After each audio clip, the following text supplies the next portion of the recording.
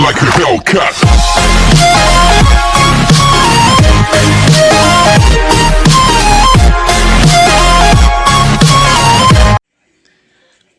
Bom dia, boa tarde, boa noite. E aí, pessoal, professor Thales na voz. Pessoal, hoje a gente vai dar continuidade aos nossos estudos, tá? As nossas playlists de aulas aí relacionadas às nossas leis de Newton, tá? Professor, essas leis de Newton aí, por que são tão importantes assim para o estudo da física? Bom, pessoal, essa lei de Newton, basicamente, as leis de Newton, elas são teorias relacionadas à mecânica, tá? E quem deu ênfase, estudou por vários e vários anos e falou em mecânica, lembrou de um cara chamado Newton, tá? Isaac Newton. Quem não lembra, quem não já viu uma charge aí no livro de física de um cara sentado no pé de uma macieira e uma maçã caindo na sua cabeça? Daí é onde ele formulou as teorias da lei gravitacional, né? Hoje em dia a gente sabe que não é bem assim, tá? Hoje em dia a gente tem um estudo mais complexo, principalmente depois das teorias de Einstein, né? Falando sobre o espaço-tempo, esses estudos mais rebuscados da gravitação, tá? Então, basicamente, a gente vai estudar a mecânica dentro das três leis de Newton. Professor, e quais são essas leis de Newton, tá? Pessoal, olha só, a descrição dessas leis de Newton é basicamente pela primeira, segunda e terceira lei, né, onde a gente tem a lei da ação e reação, a gente tem o princípio da dinâmica, tá? A gente tem o princípio da dinâmica e a gente também tem também o chamado princípio da inércia, onde essa é a primeira, eu não falei aí na ordem, mas são basicamente essas três leis de Newton. O que é esse princípio da inércia? Tá? O que é esse princípio da inércia? Tá, olha só, pessoal, se você está em uma festa, vamos supor que você esteja numa festa, tá? Vamos supor que você esteja numa festa, e aí você está lá paradão, né, vendo o movimento.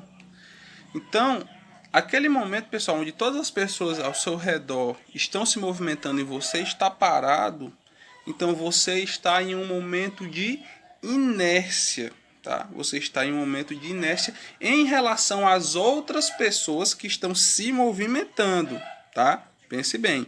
Então quer dizer que inércia é parado? Há controvérsias, tá? Porque você pode estar tanto parado e você pode estar em movimento também, para que você esteja em um momento de inércia.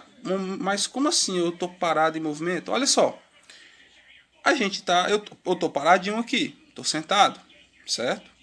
Mas eu estou em movimento. Por quê? Porque o planeta está em movimento. Então, se o planeta se movimenta, você também se movimenta. Então, tudo é um ponto de vista. Se eu tivesse uma pessoa sentada aqui do meu lado, em relação a ela, eu estou parado. Mas se tivesse uma terceira pessoa lá no espaço nos observando, nós dois estaríamos em movimento, tá? Em um movimento de inércia, tá? É só você, pessoal, são coisas práticas do cotidiano que você percebe, tá? Vários e vários exemplos, tá? Até mesmo como se você está dentro de um ônibus e normalmente a gente tem aquela vontade de se levantar rápido quando o ônibus está parando. Já observou que quando ele dá aquela brecada, o que acontece? O seu corpo tende a permanecer em movimento. Então, um corpo tende a estar parado ou em movimento caso não haja uma força atuando sobre o próprio corpo, certo? O princípio fundamental da dinâmica é basicamente a força que vai ser dada pela massa vezes a aceleração, tá? Esse celular aqui ele só se movimenta se eu colocar uma força nele, tanto para afastar quanto para aproximar. E é relacionado à massa e à aceleração que eu coloco nesse objeto, tá? São basicamente essas leis aí que a gente vai estudar em relação às leis de Newton. Bom, pessoal, olha só. E dentro das leis de Newton, a gente vai estudar a dinâmica e seus conceitos fundamentais para que a gente possa chegar em algo mais rebuscado. Então, quando fala em dinâmica, tá, pessoal? Quando fala nesses conceitos fundamentais de dinâmica, a gente tem que relacionar força, tá? Ao quanto de força eu coloco em um determinado objeto, ou o tanto de força que esse objeto tem, para que ele possa se movimentar. Por isso, o nome dinâmica. E para isso usamos... E essa força gravitacional, coloquei aqui como exemplo o Sol e o nosso planeta Terra, aonde a gente tem um campo gravitacional aqui em torno dos mesmos, tá? Aonde a força gravitacional é apontada para o centro da Terra e a força que a Terra faz no Sol é apontada para o centro do Sol. Então aqui a gente tem uma interação de força de campo. E tem um objeto aqui caindo sobre o planeta Terra. Então o peso, pessoal, ele vai ser dado pela massa do objeto multiplicado pela ação gravitacional. Professor, e qual é o padrão para se calcular o peso? É o quilograma, tá? Que é um cilindro de platina 90% e irídio de 10%. Meus amores, e essa força, essas forças quando aplicadas, elas nos dão o que a gente chama de força resultante. Olha só como um exemplo aqui. Se eu tiver aqui uma determinada massa e eu tiver um conjunto de forças, onde eu vou chamar essa primeira força de F1 e essa segunda força de F2, a força resultante, pessoal, dessas duas forças vai estar aqui no centro, que isso aqui é o que eu chamo centro de equilíbrio. Se fosse ao contrário, a força normal tenderia para a esquerda. E esse objeto aqui, nesse plano inclinado, observem que o peso ele não vai ser no sentido da inclinação, vai ser sempre para baixo, tá? Sempre para baixo. E aqui a gente vai ter uma força normal, né, perpendicular à força peso. E aqui a gente pode ter uma relação de força normal com uma força peso. Olha só, se você tem esse objeto apoiado nessa mesa, a força peso aqui ela aponta para baixo, diferentemente a força normal que está na mesma direção, mas está no sentido oposto. E aqui vamos supor que você tem aqui um poste, tá? Com essa esquematização aqui, uma luz. O peso sempre vai apontar para baixo, já que a força normal para que mantenha esse objeto em equilíbrio aponta para... Na força externa a gente também tem uma força chamada força normal, que aponta para cima, que é na mesma direção da gravidade. As duas são na mesma direção da gravidade, mas sentido diferente. A gravidade é de cima para baixo e a força normal é de baixo para cima. Isso ainda dá para melhor entender ainda em vetores, tá? Bem facinho de entender isso aí lá em vetores. Mas aqui observem que a força é externa porque tem um objeto fazendo contato com outro objeto que está apoiado sobre o chão. Então, ó, a força resultante dessas duas forças perpendiculares vai me dar aqui a força resultante nesse ponto. Professor, e essa força resultante é o quê? É a soma de F1 mais F2. Pessoal, isso são grandezas vetoriais, tá? Força é uma grandeza vetorial, depois eu vou explicar para vocês. Força é diferente de massa, já que massa não é uma grandeza vetorial. E depois eu vou fazer uma playlistzinha completa sobre vetores para vocês terem uma noção melhor ainda de vetores. Continuando, a gente tem as principais forças de dinâmica, que é a força peso, tá? Vou até colocar para vocês aqui a força peso, a força normal, a força de tração e ainda não está aparecendo aqui, mas também a força elástica, tá? São essas as principais forças. Olha só onde você tem aqui, ó, vamos supor que eu tenho aqui o planeta Terra e tem um objeto caindo.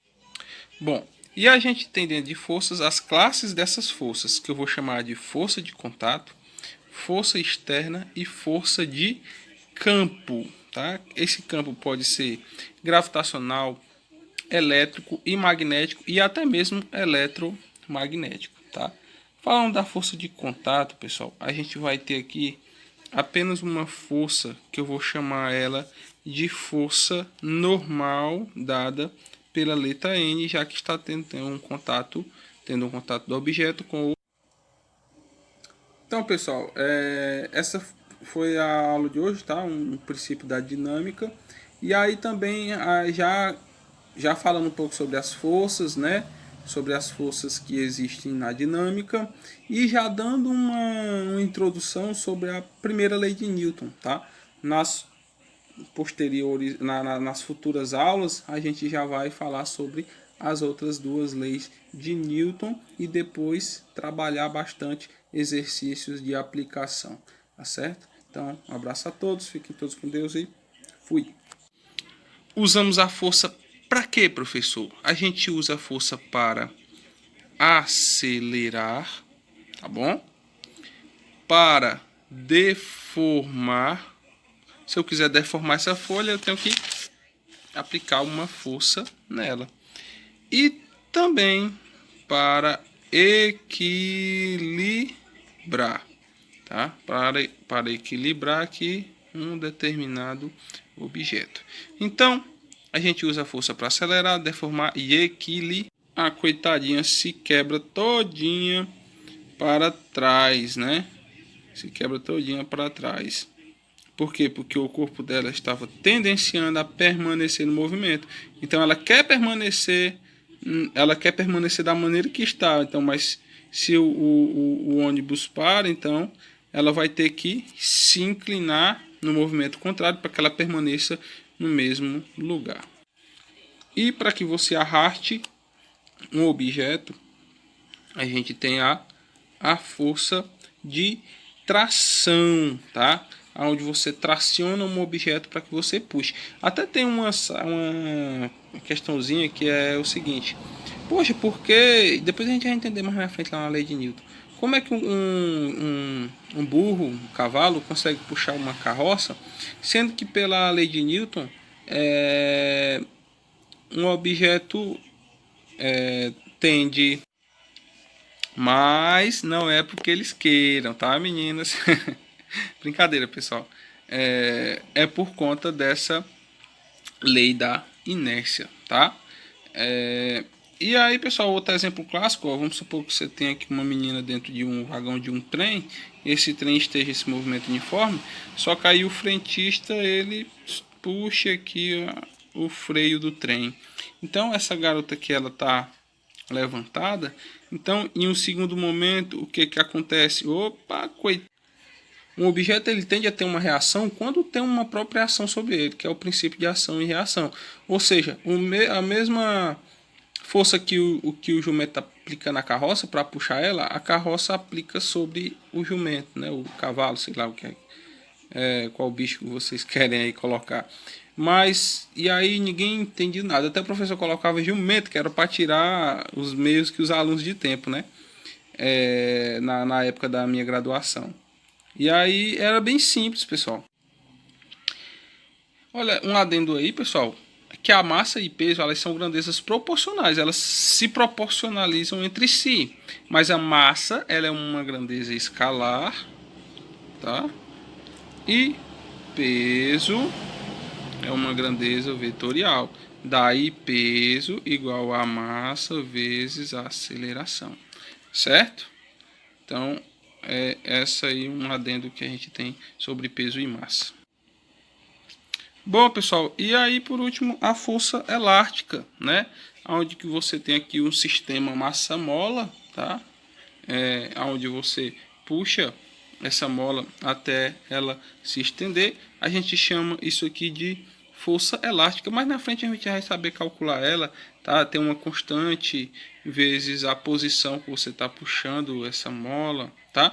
Mas basicamente a força de unidade ela vai ser medida em Newton, tá? Em Newton, já que também é uma mesmo que ele desça a curva, você vai permanecer aqui no seu ponto. Só que quando ele curva totalmente, pessoal, ele está jogando uma força contrária ao do movimento retilíneo. Esse é o movimento retilíneo.